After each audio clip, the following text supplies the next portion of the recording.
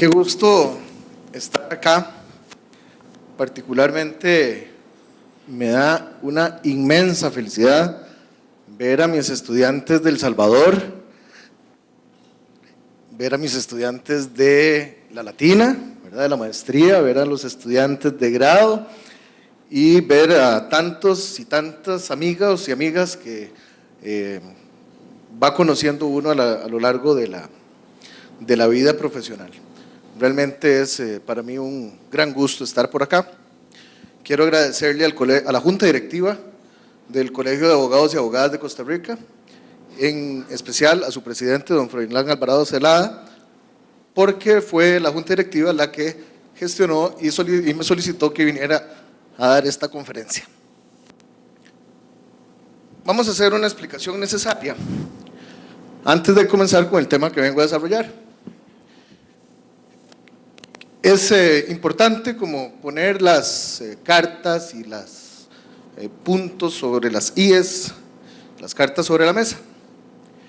En este momento todos saben que en Costa Rica se está tramitando un expediente legislativo tendiente a la aprobación de un Código Procesal de Familia. Y en algún momento, dentro de los temas que yo creo que deberíamos dejar en el tintero para pensar, para meditar, es que necesitamos mejorar las estrategias de comunicación para que podamos hacer un análisis reposado, un intercambio de ideas a partir de un proyecto o de una propuesta. Esto lo digo porque en los últimos días el Tribunal de Familia al que pertenezco presentó un documento haciendo algunas observaciones al expediente legislativo y ha habido cierta interpretación de que el tribunal, del cual yo formo parte, se opone al código, y eso no es cierto, ¿verdad? El tribunal está plenamente matriculado con un Código Procesal de Familia, es necesario, pero que consideramos que hay algunos puntos que se tienen que hablar, que se tienen que conversar, que se tienen que madurar para que el producto que finalmente se presente a la Asamblea Legislativa sea el que realmente, digamos, satisfaga la mayor cantidad de puntos, digamos, de detalles que tiene que aportar muchísima gente. Recuerdo en una presentación que hizo don Orlando Aguirre de el recientemente aprobada reforma procesal laboral, donde contaba que a él se le encargó la redacción del proyecto de esta reforma y que una vez hecho su labor, ese producto se socializó con los gremios, con los sindicatos, con un montón de gente que enriquecieron el proyecto y logró entonces llegarse a un punto donde finalmente a la Asamblea Legislativa, que es la encargada de tomar la decisión de cuál ley aprueba, ¿verdad?, llegó un producto muy bien manejado. Y ya ahora es una realidad, el 25 de julio comenzó a regir esta reforma. Mis compañeros y mis compañeras en el Tribunal de Familia hemos hecho estas observaciones con la más absoluta buena fe y buena intención. Hoy no están aquí ni han podido estar en el Congreso porque ustedes saben también que en nuestro país se produjo un evento, vamos a ver, muy particular, ¿verdad?, que fue que el Poder Judicial entró en huelga. Y tuvimos un problema en el Tribunal de Familia, que es un órgano, digamos, colegiado, integrado por 6 personas, que integran aleatoriamente con 3. Trabajamos al día, ¿verdad? Estamos muy al día. Y en la huelga no nos llegó mucho trabajo, no nos enviaron trabajo. Terminada la huelga, nos enviaron todo. Y entonces, no solamente tenemos esa avalancha que nos llegó, sino que varios de los integrantes salimos a hacer exámenes para aspirantes a jueces y juezas en categorías de tribunal y de juzgados, y tenemos que dejar eso lo más al día que podamos. Entonces, por eso el tribunal hoy, los integrantes, hemos tenido alguna dificultad para participar de este evento, que hubiéramos deseado estar desde el principio y oír todas las conferencias y haberlas oído hasta el final. Entendemos esta importancia de la dialéctica, ¿verdad?, que es, vamos a ver, oigamos una propuesta. ¿Qué es lo que no queremos? ¿Qué es lo que pensamos? ¿Qué es la idea que tenemos? Que no nos pase lo del cuento del rey nuevo, el traje nuevo del emperador, conocido también como El Rey Desnudo, un cuento de Hans Christian Andersen. Si nosotros venimos a una actividad como esta, desde Argentina, desde México, desde El Salvador, desde Cuba, desde Nicaragua, desde todo lado, y desde aquí también nosotros estamos acá, y todos estamos de acuerdo con todo, entonces es como una duda, ¿verdad? Si todos decimos, qué bonito todo, entonces la gran pregunta es, ¿para qué vinimos? ¿Para qué no? Si ya estábamos pre-aprobado todo, entonces hubiéramos seguido funcionando y vamos a ver, aportando desde nuestras respectivas sedes y nuestras respectivas funciones para poder estar en otra cosa. Estos espacios son muy bonitos, son impresionantemente necesarios para oír experiencias. Hoy yo tuve la oportunidad, colándome, ¿verdad?, de escuchar a don Alex y de escuchar a doña Belma. Impresionante, doña Belda. Impresionante lo que se está haciendo, lo que se ve y qué podemos captar de ahí para que sea lo bueno y qué podemos pensar que no deberíamos repetir, ¿verdad? Y esta labor que ustedes están impulsando de un proyecto, de un código modelo para Iberoamérica, código procesal, es una labor titánica, impresionante. Si vamos a hacer un código, una propuesta para que sea conocida en los países tan distintos, ¿verdad?, tiene que ser, vamos a ver, una labor muy amplia, muy completa, para poder proyectar, digamos, algo que nos sirva a todos y que cada país también vea sus particularidades. ¿Qué necesitamos entonces para hacer un código general procesal, un código procesal de familia modelo para Iberoamérica? Indispensable conocer la realidad social, cultural y económica de un país y de todos los países que van a estar involucrados, ¿verdad? Ahora que estaba oyendo solamente el debate de la casación entre doña Belda y don Alex, ya eso merece un reposado análisis y discusión, ¿verdad? Un código procesal, ¿llevará casación, no llevará casación? De llevarla, ¿qué la llevará? Ahora que escuchaba los trámites en segunda instancia, ¿será razonable audiencias orales en todas las audiencias de segunda instancia? ¿Será posible nada más restringir algunos casos? Etcétera, ¿verdad? Entonces, ver las distintas realidades. Se me ocurre el apremio corporal ante el incumplimiento de la obligación alimentaria. Nuestra cultura lo tiene muy introyectado. En Costa Rica lo tenemos clarísimo, ¿verdad? Si la gente no paga, va a ir a la cárcel como un método para invitarle a que pague. En otros lados podrían decirnos, opa, eso jamás, ¿verdad? O en otros países, por ejemplo, vimos a Cuba desde 1974 con el divorcio encausado en su ley, a Nicaragua con el divorcio encausado en su constitución, a México con el divorcio encausado por un pronunciamiento reciente de la primera sala de la Corte Suprema de Justicia de la Nación. Venir, digamos, a discutir si vamos a tener un debate y toda una discusión sobre las causas de un divorcio, son todos esos temas que tenemos que ver a la hora de construir un proyecto. Limitaciones para esta presentación. Yo me puedo referir básicamente a lo que más o menos conozco, que es la realidad costarricense, jurídica y además de ciertas actuaciones, ¿verdad?, de ciertos desarrollos que ha habido, y me puedo referir a las cuestiones que he estudiado de algunos países que no he podido, digamos, corroborar a ver cómo es que funciona. El texto es una cosa y otra cosa es cómo se aplican y cómo funciona. Entonces, con esas limitaciones, por eso les cuento, la voluntad política en este momento para hacer un código es el momento ideal.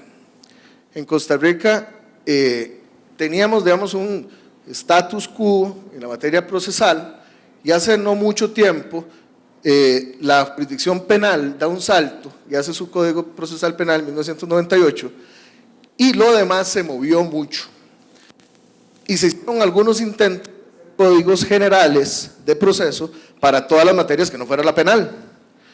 Hubo varios intentos, ahorita les voy a referir a algunos, pero no prosperó. Y entonces comenzó la dispersión y se separó la materia contenciosa administrativa e hizo su código, y se separó la materia procesal civil e hizo su código, y el código laboral hizo su reforma procesal laboral. Entonces ya están también los agraristas haciendo la suya, nosotros estamos haciendo la nuestra. La voluntad política parece que está clara en que hay que aprovechar el momento. Pero también tenemos que tener muy claro qué queremos y qué podemos hacer, ¿verdad? Hay que ser muy concretos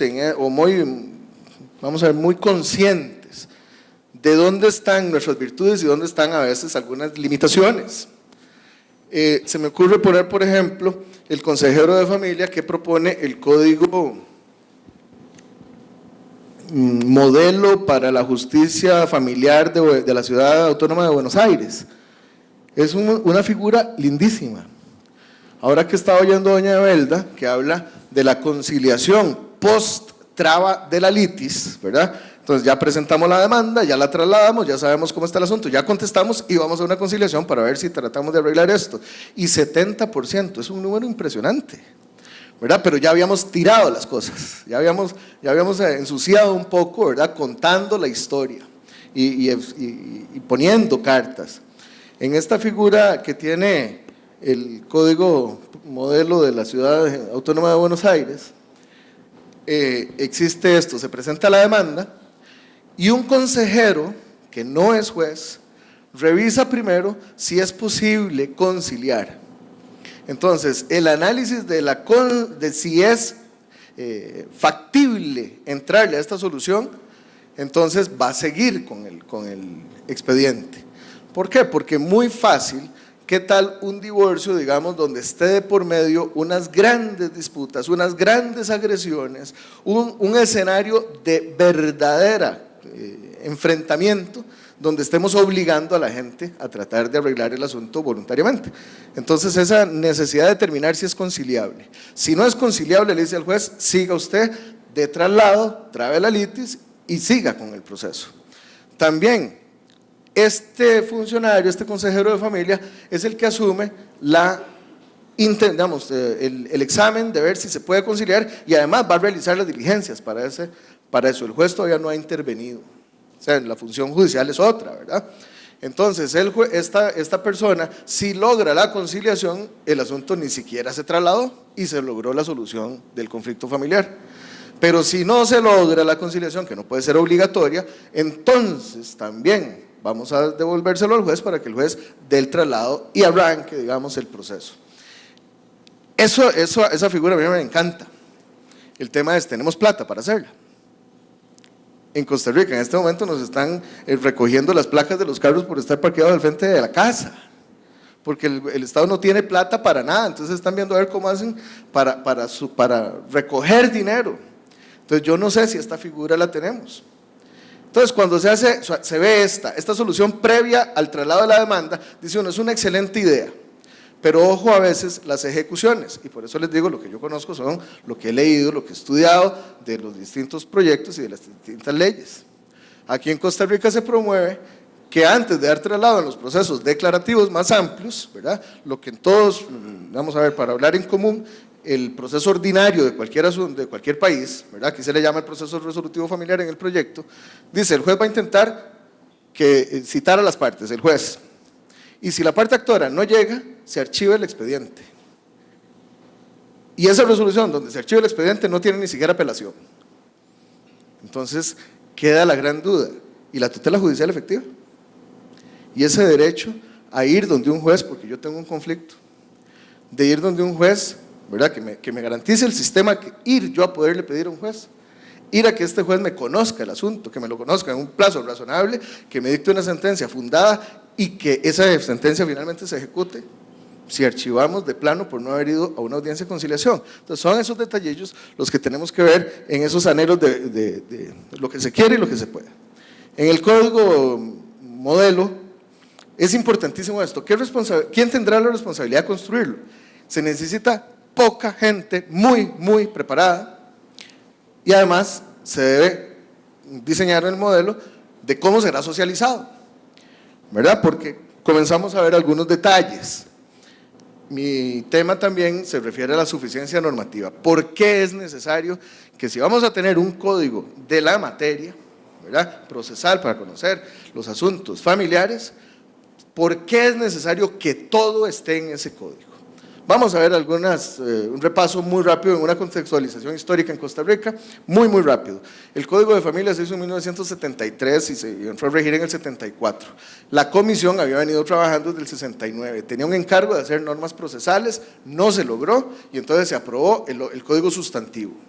En el medio se intentaron hacer algunos intentos individuales para hacer un código para la materia procesal familiar, pero estos sistemáticamente fueron siendo retirados. Participó una vez un proyecto de don Luis Fishman, de Belisario Solano, de don José Rodolfo León, algunos proyectos y no fructificaron, muchas veces porque a la hora de consultar a la Corte decía, mire, es que estamos trabajando en un código para todo. Entonces, para el 89 va a haber un código civil, un código procesal civil. Código procesal que cuando uno lo lee, ¿verdad?, es un código procesal civil, mercantil y familiar. La materia familiar está muy claramente incluida ahí, ¿verdad? Están las pretensiones del abreviado en 420, el divorcio, la filiación, la autoridad parental, en la cosa juzgada se meten en el tema, el libro de la actividad judicial no contenciosa es muy amplio, en el divorcio por mutuo, en la tutela, en todas estas cosas. Es un código claramente familiar. El legislador dice, mire, la competencia es prorrogable en procesos civiles, ¿verdad?, contenciosos. Tenemos 20 y pico años de tener ese código, 89, 99, bueno, ahí hagan la matemática. 2009 y 7, ¿verdad? 28 años. Y dice uno, ok, parece que la competencia en materia familiar debería ser no prorrogable, ¿verdad? Y cuando oye uno los proyectos de todo y las realidades de todos los países, en todos los países es una competencia no prorrogable. Y cuando oye uno el código nuestro, digamos, el Código de Niñez y Adolescencia tiene una competencia no prorrogable, la Ley de Paternidad Responsable una competencia no prorrogable, la Ley de Alimentos una competencia no prorrogable, etcétera. Entonces parece que sí la tendencia iba bien, pero el código como tal, ¿verdad?, al mezclarse no permite visualizar las diferencias. Necesitamos entonces un proyecto, un código específico para esto. Otro momento fue cuando con un código procesal civil basado en escritura y con ciertos modelos que se pensó que se debía mejorar, se dijo, ok, metamos en el libro, en los códigos generales de proceso, disposiciones específicas por materia, y ahí participamos también varias personas. Creo que María Esther Brenes, me parece que la doctora Ana Picado, me parece que don Diego Benavides, me parece que don Ricardo González. El último intento que se hizo de esto, participamos para la parte familiar la doctora Camacho, Eva Camacho y yo, ¿verdad?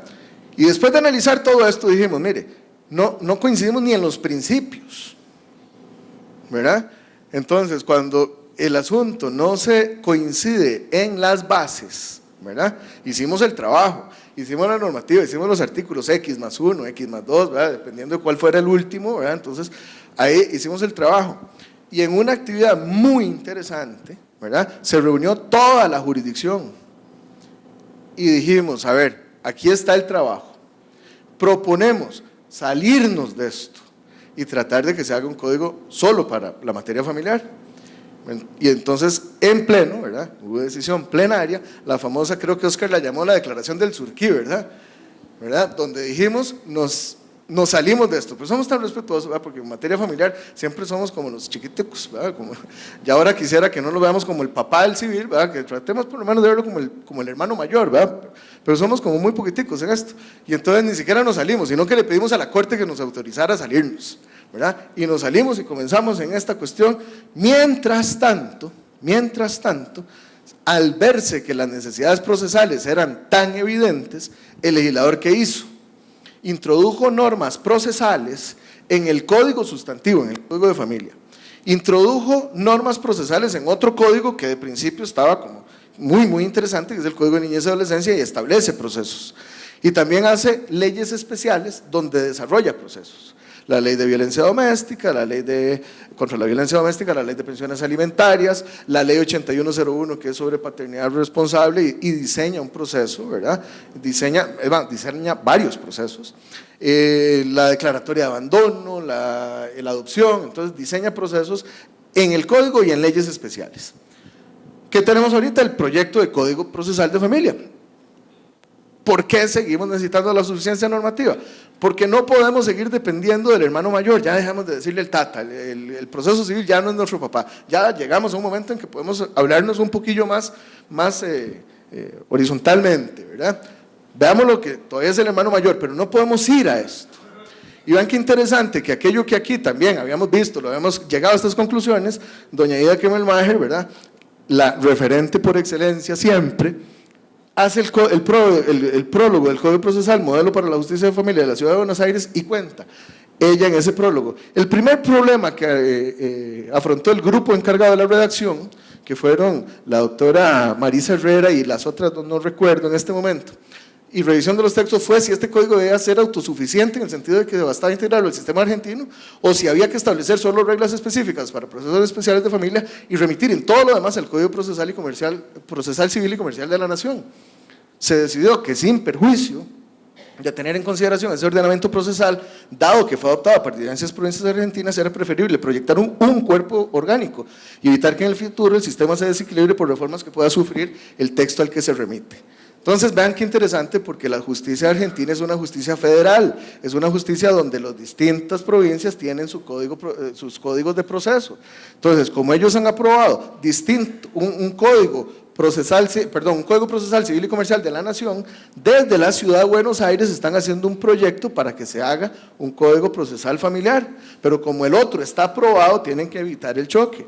Y tiene que preferirse la suficiencia, porque si usted remite a otro código y este otro cambia, ahora entonces nos dejan casi desnudos, ¿verdad? Nos dejan con una complicación muy grande. Hablábamos, también lo menciona doña Aida, de la tutela judicial efectiva. Necesitamos algo que nos dé una respuesta rápida a los problemas familiares. Cuando yo oigo a doña Belda decir que un proceso dura 150 días, dice uno, fue puches.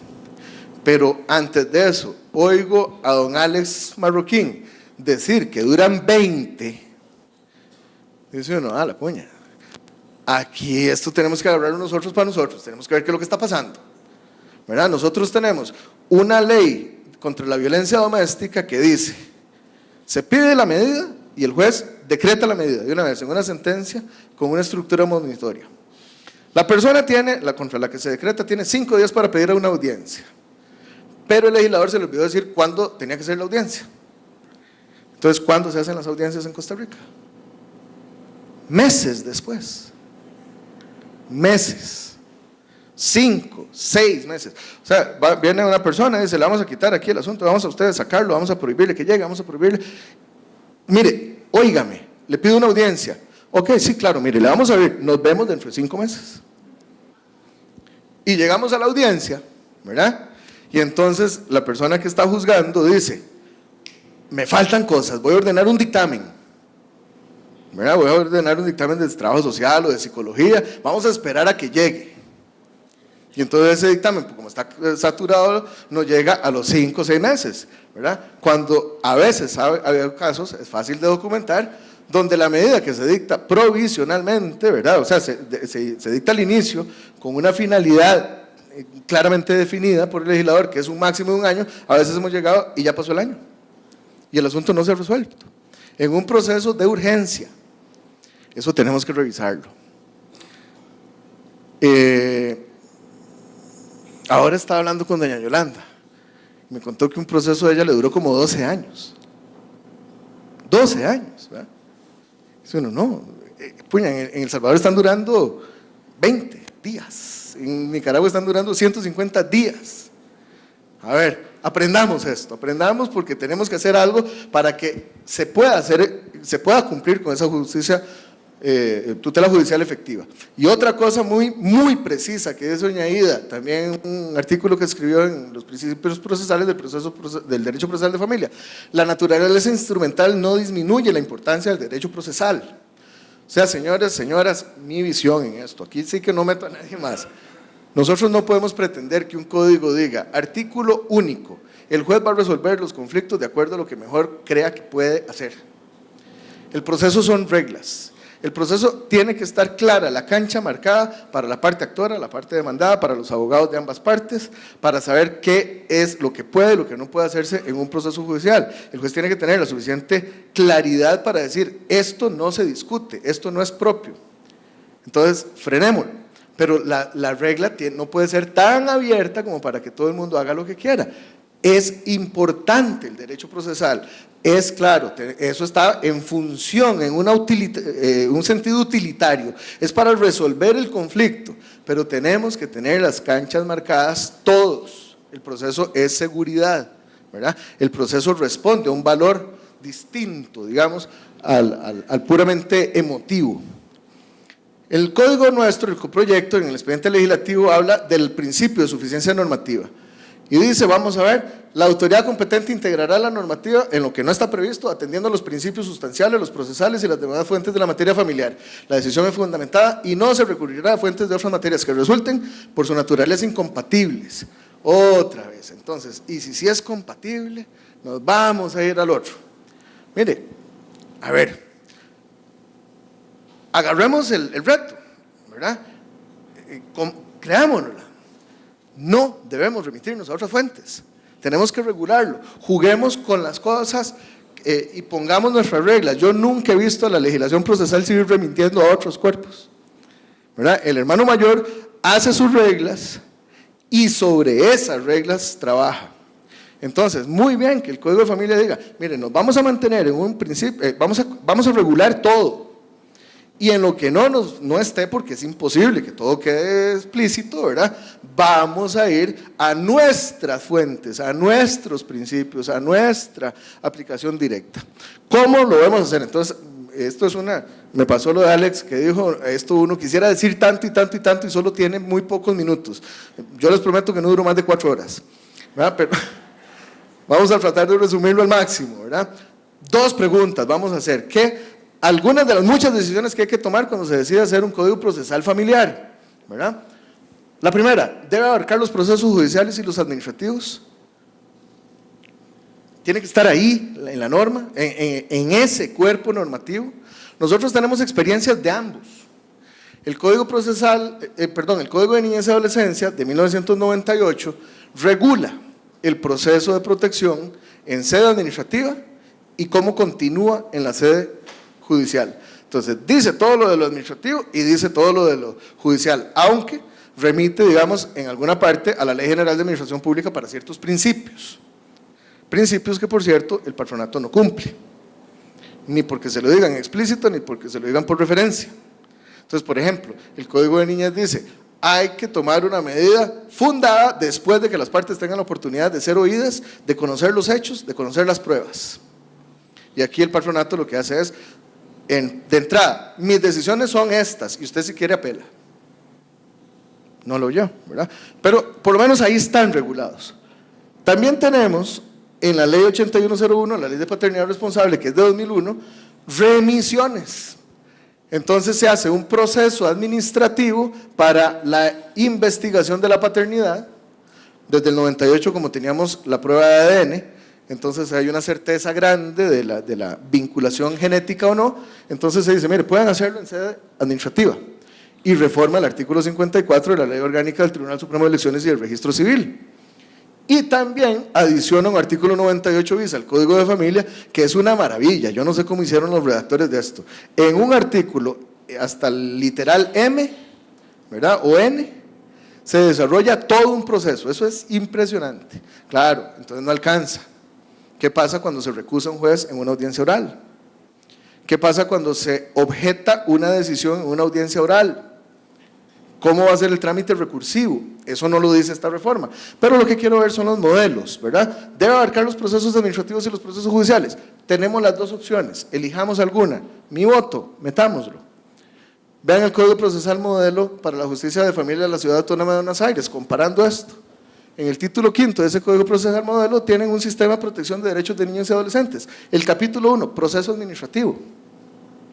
En el capítulo 2, el proceso de protección especial de derechos y las medidas excepcionales. Entonces, más o menos, si por ahí va, yo la verdad, como les digo, mi límite es haber leído esto, yo no lo he visto aplicado, y además este es un código modelo, ¿verdad? No sé el espíritu de las normas, que buscado por las redactoras y demás, me da la impresión que es así. Hay unas medidas de protección que se van a hacer en sede administrativa, y hay otras que se necesita la participación del juez. Y además, lo que se hace en sede administrativa se puede llevar al juez para que se controle la legalidad. Entonces, ahí están las dos. Aunque por ahí dice, de conformidad con lo dispuesto en la legislación especial, tiene un desarrollo sobre el procedimiento administrativo. Y comparemos un poco también con la LEPINA. Don Alex ahora nos hizo unas referencias a un montón de artículos. Ellos no tienen un solo código, tienen el código procesal, la ley procesal, tienen la LEPINA, ¿verdad? No sé si van a aspirar a hacer un único cuerpo, pero ellos tienen un sistema de protección integral conformado por una gran cantidad de instituciones. Está el CONNA, está el ISNA, está la Procuraduría de la República de la Defensa de los Derechos Humanos, asociaciones, comités, pero juntas, y el órgano judicial. Y tienen clarísimo en esa legislación, la LEPINA, la competencia. Las medidas de protección administrativa son dictadas por la Junta de Protección y las medidas judiciales solo pueden ser dictadas por los jueces. Entonces tienen claro qué le corresponde a cada una.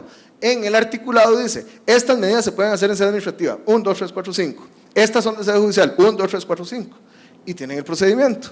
Entonces, no parece razonable, ¿verdad?, remitir, por ejemplo, a la ley orgánica, a la ley general de administración pública o a la ley del Tribunal Supremo de Elecciones. Hagamos, mi pensamiento, un solo cuerpo que abarque la parte o el procedimiento administrativo con los procesos judiciales. Ahora, como estamos comparando, y traje a la mesa las medidas de protección, para niños, niñas y adolescentes, vean qué interesante esto. En el Código Procesal que se propone para Costa Rica, no se deroga la ley contra la violencia doméstica. Esta ley se emitió a raíz, o para desarrollar las normas de la Convención Belén do Pará para proteger a las mujeres. Pero el legislador nuestro quiso ampliar la protección para niños, niñas y adolescentes, ¿verdad?, para adultos mayores, para personas con discapacidad. Ahí está. Entonces, niños forman parte de esa ley. 2 años después, ¿verdad?, se hace el Código de la Niñez y la Adolescencia. Y ahí también tiene procesos de protección para niños, niñas y adolescentes. Es decir, conductas que constituyen violencia pueden ser abordadas por la ley contra la violencia doméstica o por el Código de Niñez y Adolescencia. Y tenemos más de 20 años de que esto es un enredo grandísimo, ¿verdad? Porque entonces van al PAN y el PAN dice, no, vayan al juzgado a pedir las medidas. Dice uno, pero usted se la dio, la competencia se la dio el legislador, explícita, porque no solamente varía los órganos competenciales, ¿verdad? La ley contra la violencia doméstica está designado un órgano judicial para conocerlo, un juzgado, ¿verdad? Y el Código de la Niñez remite a la vía administrativa para que sean las oficinas locales, ¿verdad? Y sus decisiones tienen apelación ante la presidencia del PANI o ante los juzgados, pero los juzgados donde se dan en apelación no son los mismos que conocen los procesos de violencia doméstica. Entonces, un juez de violencia doméstica dicta una decisión, el PANI dicta otra, se apela, puede ser que la presidencia dicte otra, se apela, vamos a un juzgado que no es el de violencia. Entonces, son un montón de gente tomando decisiones sobre un mismo conflicto, ¿verdad? Tras de eso, en la ley integral para la persona adulta mayor, se regula el derecho de fondo. La persona adulta mayor tiene derecho a vivir sin violencia. Hay amplísima legitimación y en procedimiento remite a la ley contra la violencia doméstica. Entonces, qué enredo, ¿eh? Viene el código nuevo, dice uno, ok, ahora sí vamos a arreglar esto. ¿Qué hace el código? No deroga la ley de violencia, no deroga el código ni reforma, no deroga ni reforma la ley integral para la persona adulta mayor y además mete otro proceso. O sea, en vez de aclararlo, mete un proceso más que es procesos de protección cautelar, que arranca diciendo, a este se va a acudir cuando no haya una vía especial. Sí, no, pero ya están. O sea, son las poblaciones vulnerables. Pero entonces viene el enredo de quién conoce, cómo conoce, cuándo aborda, cuándo interviene, y el código tiene que tener coherencia. La importancia de la coherencia. Tiene que ser suficiente, debe ser suficiente. Debe abordar los procesos administrativos y los judiciales, debe abordarlos, pero tiene que ser coherente. Si dice que vamos a tener un principio de suficiencia normativa, ¿qué les parece esto. Tenemos el proceso ya de ejecución de las condenas, ¿verdad? Y dice, mire, vamos a ir al procedimiento de cobro ejecutorio establecido en la normativa de cobro de las obligaciones civiles y mercantiles para ejecutarlas. Es decir, vamos a ir al Código Procesal Civil para ejecutar lo que se ha dicho en materia familiar. Y dice uno, bueno, ok, esos cobros de obligaciones civiles y mercantiles, ¿de qué naturaleza? Porque hay obligaciones civiles dinerarias y hay obligaciones civiles de valor. Entonces, no es lo mismo, por ejemplo, cuando unos copropietarios no se ponen de acuerdo, el bien no admite como división, no se puede dividir. Uno no tiene plata para comprarle al otro y tienen derecho a la indivisión, ¿verdad? A la división más bien del bien. Entonces, cuando no hay acuerdo se va a la sede judicial, pero esto no sigue las reglas para rematar obligaciones dinerarias. Aquí el órgano judicial es un facilitador que anunciará la venta y la gente es la que pone las reglas de la venta. ¿Cuándo quiere, en cuánto quiere que se venda? Si no se vende, ¿qué va a pasar? ¿Se puede disminuir? ¿Puede asumir uno de los dos la diferencia? Entonces, no es que todas las ejecuciones civiles, cuando hay que rematar bienes, siguen las mismas reglas. No es así. Pero aquí nos envía a una legislación procesal civil complicada. Nosotros tenemos el allanamiento de morada, ¿verdad? Ir, no es el allanamiento de contestar afirmativamente la pretensión, es ir y botar la puerta de una casa, ¿verdad? Deberíamos tenerlo en nuestro código, pero se remite al Código Procesal Penal. Entonces comienzan como las dificultades. Hace muchos años, los jueces de los jueces de pensiones alimentarias remitían el asunto a los jueces penales para que los jueces penales hicieran los allanamientos. Y tuvo que venir la Sala Constitucional a decir, no, les toca a ustedes, ¿verdad? Háganlo, ustedes son los competentes materialmente. Pero ¿por qué entonces seguimos remitiendo a otra norma? Desarrollémosla ahí. ¿Qué vamos a hacer con otras disposiciones de esos cuerpos normativos? Costa Rica optó por hacer una sola ley para las notificaciones, una sola, ¿verdad? ¿De dónde viene la fuente? Son los que se sientan y desarrollan y sin mucha discusión las hacen? Los civiles y mercantiles, ¿verdad? Muy bien. Entonces, en los civiles y mercantiles dicen, las notificaciones personales. ¿Cómo son las notificaciones personales? ¿O cuáles? El traslado de la demanda, por ejemplo, importantísima para poder ejercer el derecho de defensa. Y dice, muy bien, las notificaciones a las personas físicas va a ser en el domicilio registral. Usted fue al registro civil y dijo, yo vivo en tal lado, ¿verdad? Años después, lo demandan. Entonces vamos a ir a buscar la dirección del registro. Y dice la ley de notificaciones, si llega el notificador y ya no vive ahí la persona, pone una constancia y sin más trámites se le nombra representante, ¿verdad? Muy bien, vamos a ver, quizás eso le sirva mucho a los bancos, ¿no? Para recuperar los créditos. Pero imagínense una demanda de filiación con esta regla, o una demanda de suspensión o pérdida o privación de atributos de autoridad parental, o todo lo que nosotros tenemos tan delicado, ¿verdad? Porque como decía don Alex ahora, lo más fácil es decir, no sabemos dónde vive. Y la ley ampara, ¿verdad? Entonces, deberíamos hacer reservas, ¿verdad? En nuestra legislación especial para decir, mire, en materia familiar, un momentico, usted no me va a hacer este enredo de que con el solo domicilio registrado en el registro civil, si ya la persona no vive ahí, vamos a arrancar y vamos a dar traslado, vamos a notificar y vamos a seguir y vamos a definir el asunto, porque cuidado, el objeto de protección, ¿verdad? En el buen sentido de la palabra, objeto de protección nuestro es muy delicado. Nosotros no podemos quitar niños, no podemos emplazar o desplazar filiaciones con aspectos tan formales. Entonces, vamos a otro punto. La coherencia no tiene que ser nada más con la suficiencia normativa. ¿Con qué más tiene que ver coherencia en un código procesal de familia? Los principios. Los principios son las bases, ¿verdad? Cuando cambian los principios, todo lo demás se mueve. Ahora con la ley esta de la promoción de la autonomía personal de las personas con discapacidad, cambiaron los principios y cambió todo, ¿verdad? Hay gente que piensa que la insania ahora es una salvaguardia y que el curador ahora es un garante, son otras cosas. Se movió todo, entonces los principios tenemos que definirlos y regular con coherencia las cosas. Principio de gratuidad. En el Código Modelo Argentino me encanta, habla de un principio de gratuidad sobre pretensiones personales. Pero si yo estoy pidiendo la nulidad de un traspaso, por ejemplo, para que se determine si es ganancial o no, hay un elemento patrimonial. O no podría por qué hacer gratuito todo, o temas de resarcimiento de daños, ¿verdad?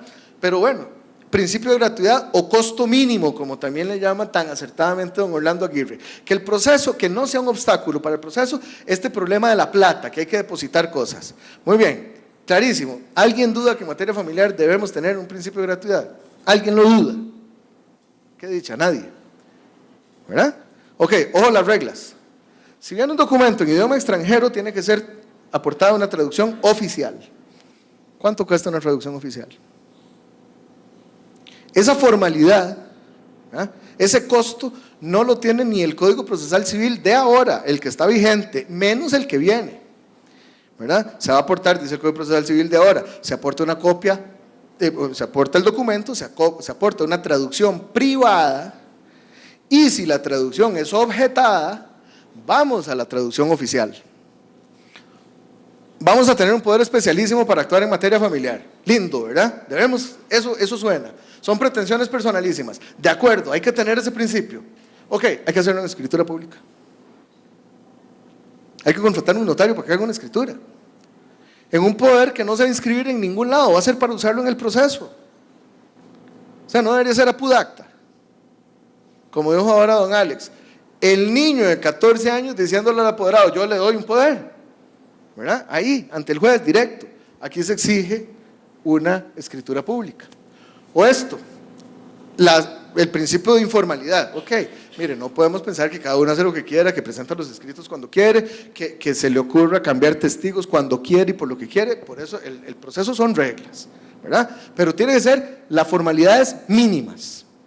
Entonces por ahí el código dice, el escrito, ¿verdad? Que tiene que tener la firma y el sello del abogado. Y dice, y si no vienen, hay que prevenirle a la parte. Todavía por dicha no dice la sanción, ¿verdad? Porque entonces, ¿qué pasa si no se cumple con el requisito del sello?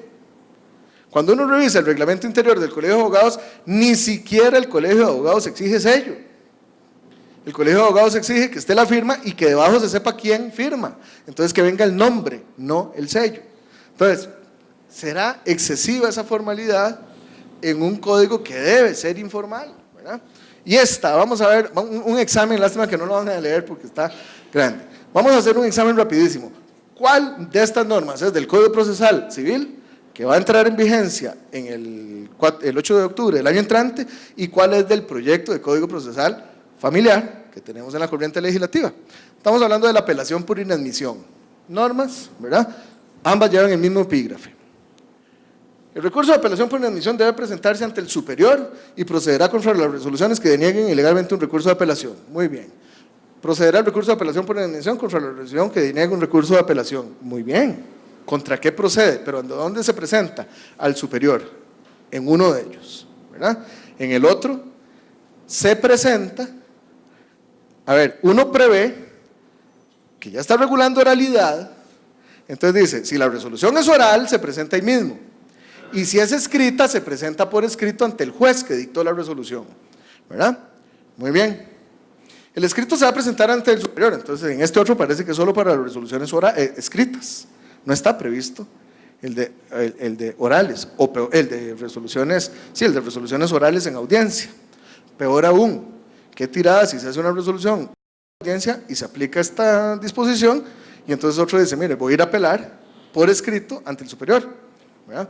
Entonces, ¿qué requiere? Los datos generales del asunto que se requieren para la identificación, la fecha de la resolución que se hubiera apelado y la de aquella que quedó notificada a todas las partes. La fecha en que se hubiera presentado la apelación ante el despacho de primera instancia, una copia de la resolución con indicación de las fechas en que todas quedaron notificadas, la copia literal y debe afirmarse que es exacta, ¿verdad?